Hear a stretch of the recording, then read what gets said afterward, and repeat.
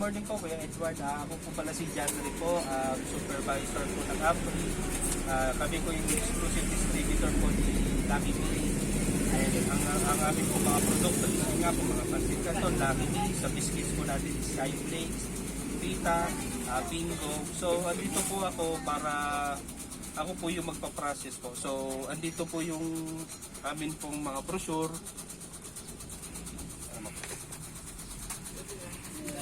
Dito po yung mga produkto po namin. And okay lang po kuya, mag-check lang po ako ng sige po. Ito po yung ibang product. Ito po yung mga biscuit. Ayan. Tapos ang noodles sir lang dito sa rice. Tapos kami sa Sige po guys.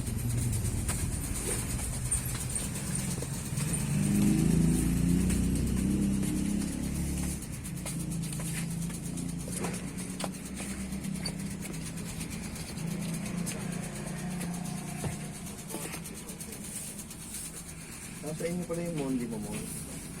Yes po sir.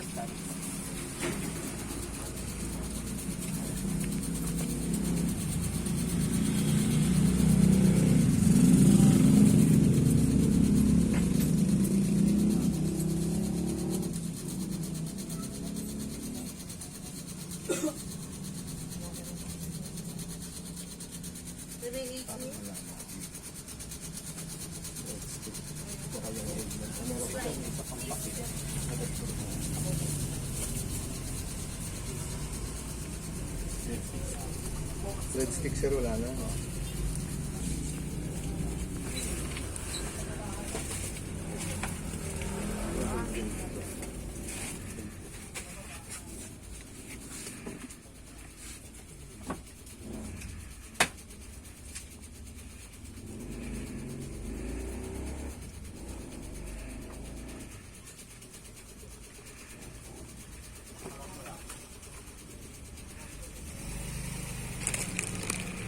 Kuya, bali po sa mga nagawa na po ako ng mga order nyo po. So ipapa-convert ko lang naman po sa inyo po ito for PO. So bali po same pa rin po yung order pero magdadagdag po, magsasuggest po ako na dahil wala naman po kayo na yung bago po namin product yung kasalo beef po and chicken, yung malalaki po na Lucky Me po, chicken po and beef. So bagong product po namin. Yan yung may malaki siya parang. Opo, yes po, malaki po sa regular. So Flavor niya? Opo, mag-suggest po ako ng kahit po 20 grams po muna.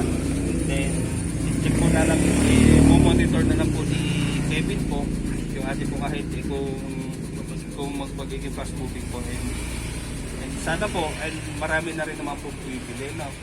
So bali po Hindi Muslim yung nagtatanong. Opo, okay, salamat po.